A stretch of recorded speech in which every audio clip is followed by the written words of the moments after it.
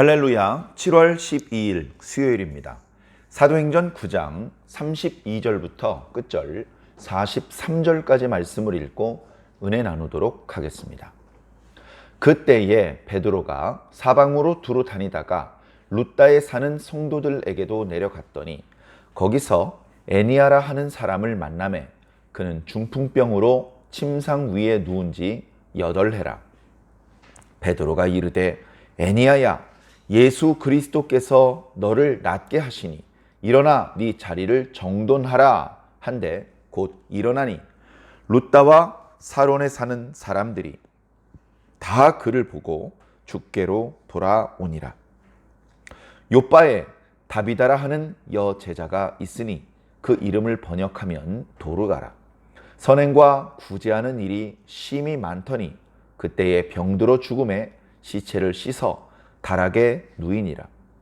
룻다가 요빠에서 가까운지라 제자들이 베드로가 거기 있음을 듣고 두 사람을 보내어 지체 말고 와 달라고 간청하여 베드로가 일어나 그들과 함께 가서 이르매 그들이 데리고 다락방에 올라가니 모든 과부가 베드로 곁에 서서 울며 도르가가 그들과 함께 있을 때에 지은 속옷과 겉옷을 다 내보이거늘 베드로가 사람을 다 내보내고 무릎을 꿇고 기도하고 돌이켜 시체를 향하여 이르되 다비다야 일어나라 하니 그가 눈을 떠 베드로를 보고 일어나 앉는지라.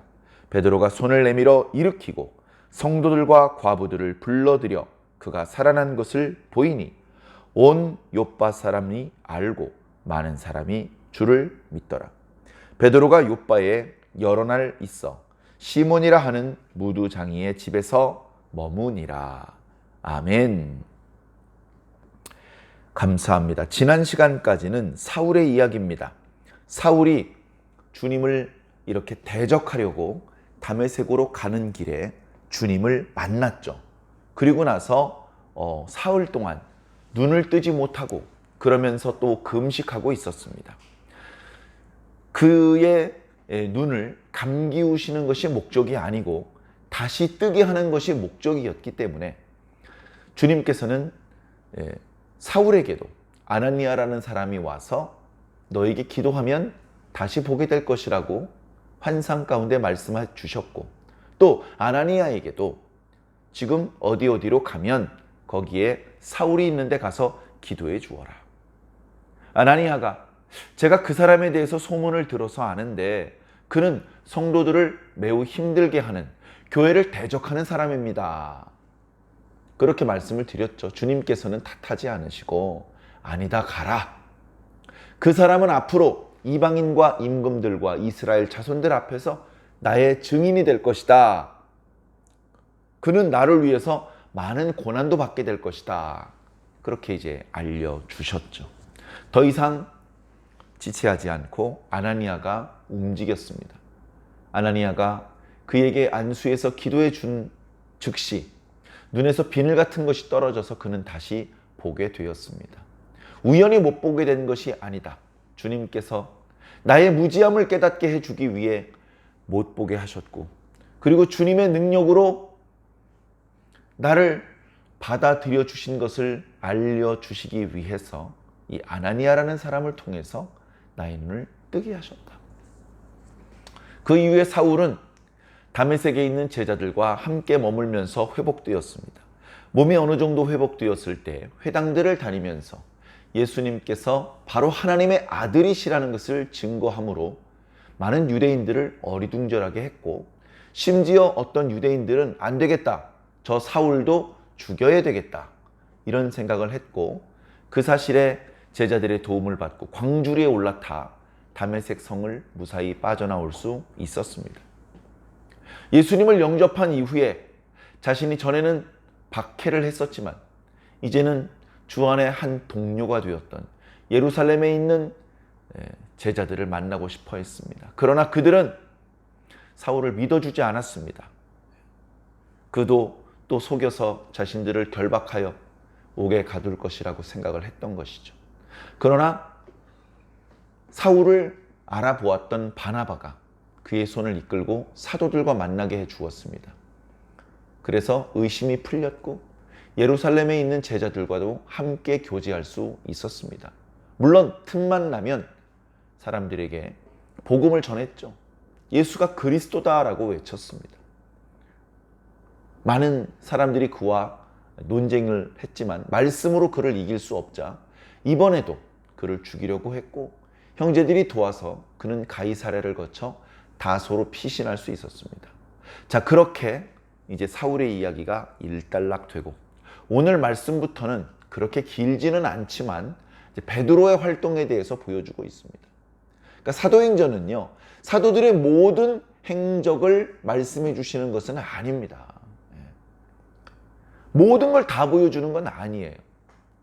크게는 예루살렘에서 온 유대와 사마리아로 그리고 땅끝까지 복음이 전파되는 과정을 보여주신 것이고 그 과정에서 베드로와 요한이 말씀을 전하는 장면, 스데반이 말씀을 전하는 장면, 빌립이 사마리아에서 전도했던 장면, 그리고 베드로가 오늘 말씀해 보니까 룻다, 요빠 이런 곳에서, 그리고 이어지는 말씀을 보면 가이사랴에서 말씀을 전하는 그런 장면들이 나오고 옥에 갇혔다 풀리죠. 그리고 나중에 이제 다소에서 안디옥으로 돌아온 바울을 통해서 이제 복음이 땅끝까지 퍼져나가는 이제 그런 양상을 보여주시는 것이죠. 모든 사도들의 행적을 말씀해 주시지는 않습니다만 성경에 기록되어 있지 않은 지역에서 성경에 언급되지 않은 인물을 통해서도 계속해서 복음은 전파되고 있었던 것입니다. 자, 어쨌든 지금 베드로가 한 군데 머물러 있지 않고 어차피 제자들이 예루살렘에서 주변으로 많이 흩어졌기 때문에 그 주변 지역을 돌아다니면서 복음을 전하고 있었던 것 같습니다. 아마도 꽤 오랫동안 이제 예루살렘에 있었지만 보니까 빌립을 통해서 사마리아도 복음을 영접했고 갈릴리에도 교회가 세워지고, 자, 이런 모습들을 보면서 나도 예루살렘에 앉아 있을 수만은 없다. 아마도 그런 생각을 했던 것 같습니다. 자, 루따 지방으로 내려갔습니다. 루따 정확히 어디 있는지 지도를 통해서 이제 보여드릴 수가 없는데 예루살렘에서 서남부 지역으로 떨어져 있는 조그만한 동네였습니다. 거기서 말씀을 전하고 있었던 것 같습니다. 자, 그런데 거기에 애니야라고 하는 사람이 있었습니다. 아마도 함께 말씀을 들었던 사람이 아닐까, 또는 그런 말씀을 믿는 제자들의 가족들이 아닐까 싶은데 그에게는 안타깝게도 중풍병이 있다고 기록하고 있습니다. 원문을 보면 마비 증세가 있었다. 팔다리를 자유롭게 움직일 수 없는 그런 상황이 되었다는 것이죠. 그러다 보니 침상에 누워서 옆에 있는 사람들이 먹여주고 씻어주고, 그렇게 하지 않으면 생명을 보존할 수도 없는 참 딱한 지경에 처한 것입니다. 그렇게 된 지 8년이나 되었다고 합니다. 8년이나 되었습니다. 이름을 보니까 여자인 것 같은데요. 8년 동안이나 주변에 있는 사람이 병수발을 받아서 정말 고통스러운 시간을 보내고 있었죠. 그런 이야기를 듣고 베드로도 그를 불쌍히 여겼던 것 같습니다. 그를 위해서 기도했고 성령의 감동하심을 따라서 이렇게 말을 했습니다. 애니야야, 예수 그리스도께서 너를 낫게 하신다. 그러니 일어나서 네 자리를 정돈하도록 해라.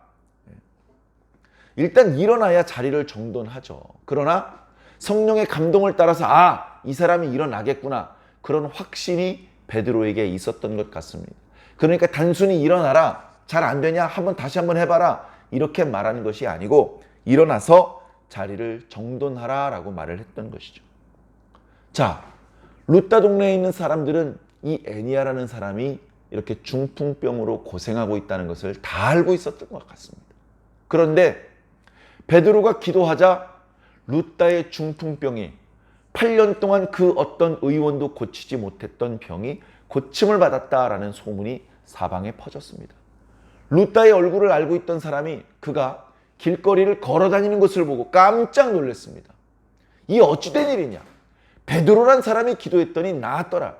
베드로는 누구냐? 예수 그리스도의 제자다. 예수는 누구냐? 하나님의 아들이다.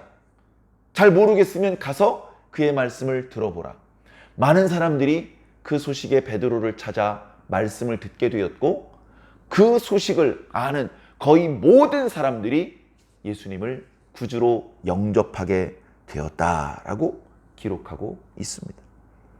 자, 그 즈음에 루다에서 그렇게 멀리 떨어져 있지 않은 욥바라는 곳에, 욥바는 예루살렘 서남쪽으로 좀 떨어져 있는 곳이죠. 해변에 있는 항구 도시입니다. 자, 거기에 다비다라는 사람이 있어요. 다비다. 역시 여제자입니다. 이 사람은요, 그저 예수님을 구주로 영접한 것을 넘어서 그 주변에 많은 형편이 어려운 사람들을 도와주었습니다. 오늘 말씀에 보니 많은 어려움을 겪었던 사람들 중에 여자들이 이 다비다가 만들어 주었던 속옷과 겉옷을 보여주기까지 했습니다. 자, 그런 선한 일을 많이 했던 사람이 죽었습니다. 참 안타까운 일이죠. 자, 그러나 그 죽음을 슬퍼하여 그의 몸을 씻기고 다락방에 그의 시신을 모셔두었던 사람들이 급히 베드로를 찾았습니다. 베드로가 욥바 근처 루다에 있다고 하는데 그래? 그럼 빨리 베드로를 좀 이리 오라고 말씀을 드리자. 그래서 급히 사람들이 움직여서 베드로를 욥바로 모셔왔습니다. 무슨 일인데 이렇게 저를 급히 찾으셨습니까? 여기 이 사람, 이 도르가, 이 다비다라고 하는 사람은 정말로 선한 일을 많이 행한 사람입니다. 지금 이렇게 죽기에는 너무 아까운 사람입니다. 부디 이 사람을 위해서 기도해 주십시오. 베드로가 그를 위해서 기도해 주었습니다. 사람들을 다 나가라고 했습니다. 예전에 예수님께서도 사람들을 다 물리치셨죠. 베드로와 요한과 야고보만을 남겨놓으시고 회당장 야이로의 딸을 고쳐주셨습니다. 고쳐주셨다기보다는 이미 죽었는데 살려주셨습니다. 베드로는 어쩌면 그때의 기억을 떠올렸는지도 모릅니다. 사람들을 다 나가라고 했습니다. 그리고서 그 앞에 엎드려서 기도를 했고 기도를 마친 후에 외쳤습니다.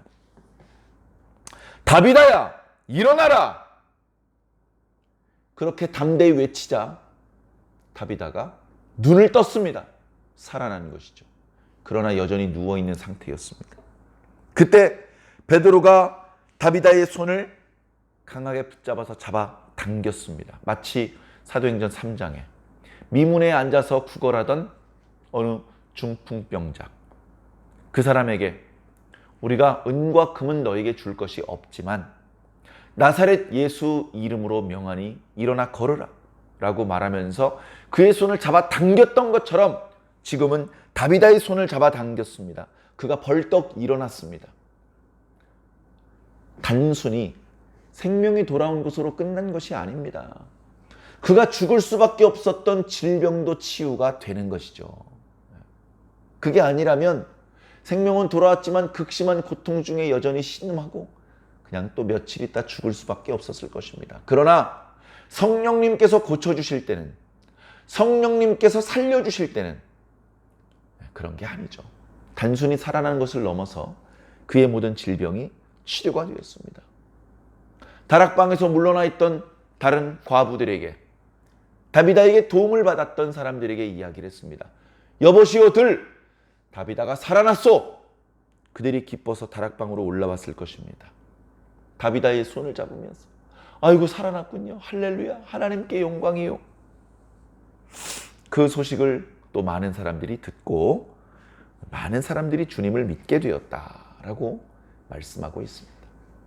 자, 이런 기적이 우리 주변에서도 벌어지면 얼마나 좋을까요? 우리 주변에 얼마나 많은 사람들이 잘 고칠 수 없는 질병으로 고통하다가 결국은 죽음을 맞이하게 될까요?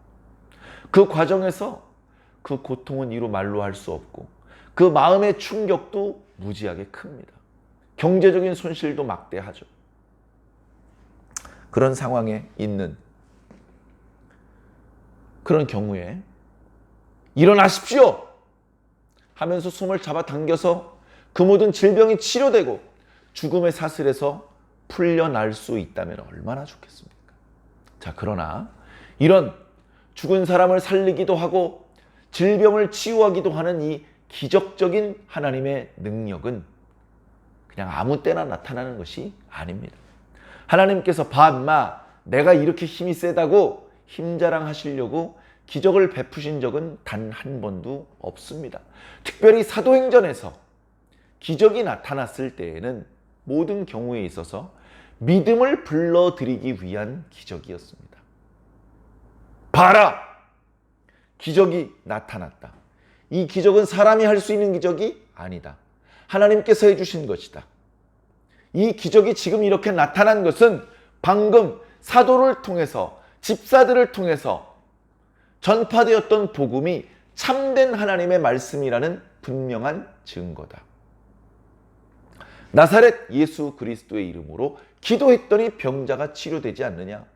그 나사렛 예수는 바로 하나님의 아들이다 라고 선포했던 것에 힘이 실리게 되는 것이죠.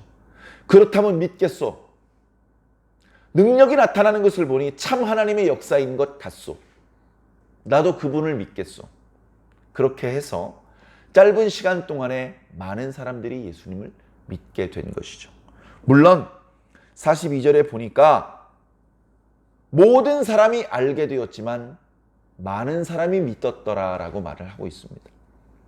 그러니까 모든 사람이 믿은 것은 아닌 것 같습니다. 제법 많은 사람들이 주님을 믿게 되었다라고 기록하고 있는 것이죠. 사도 바울이 복음을 전파하다가 너무나 안 믿어주니까 어느 글에는 이 믿음은 모든 사람의 것이 아니다. 그렇게까지 말을 했었습니다. 사랑하는 성도 여러분, 그러나 저와 여러분이 믿고 있으니 얼마나 감사합니까? 하나님께서는 필요하시면 얼마든지 능력도 나타내실 수 있는 분입니다. 어리석게 내가 당장 아쉽다고 무조건 그 능력을 베풀어 달라고 베풀어 주지 않으시면 하나님을 미워하고 원망하는 그런 낮은 수준의 신앙에 머물러 있어서는 안 될 것입니다. 그러나 주님께서는 여전히 살아계시고 능력이 충만하시다는 것을 분명히 믿고 겸손하셔야 될 줄로 믿습니다. 물론 아쉬움이 있을 때 하나님께 기도할 수 있습니다. 그러나 그 능력이 나타나고 안 나타나고는 내가 결정하는 것이 아니고 사람이 결정하는 것이 아니고 하나님께서 결정하시는 겁니다. 때로는 초자연적인 능력이 나타나는 것보다 그 능력을 베풀지 않는 것이 더 유익할 때도 많이 있습니다. 주님의 판단을 믿고 기다리시기 바랍니다. 모든 경우에 약자들을, 그죠? 오늘 말씀해 보니까 애니아도 참 불쌍한 상황이고 또 다비다도 얼마나 안타까운 상황입니까? 그들을 불쌍히 여기시는 주님의 사랑이 나타난 것입니다. 그리고 겸해서 복음이 전파된 것이죠. 오늘 우리도 주님의 그 자비가 넘치시는 그 주님의 사랑의 마음, 그리고 지금도 복음이 전파되어서 더 많은 영혼들을 돌아오게 하기 원하시는 주님의 뜻을 잘 깨우쳐서 주님을 믿고 주님을 믿는 마음으로 기도하고 그 마음으로 충성할 수 있는 저와 여러분들이 모두 되기를 예수님 이름으로 간절히 축원합니다. 아멘.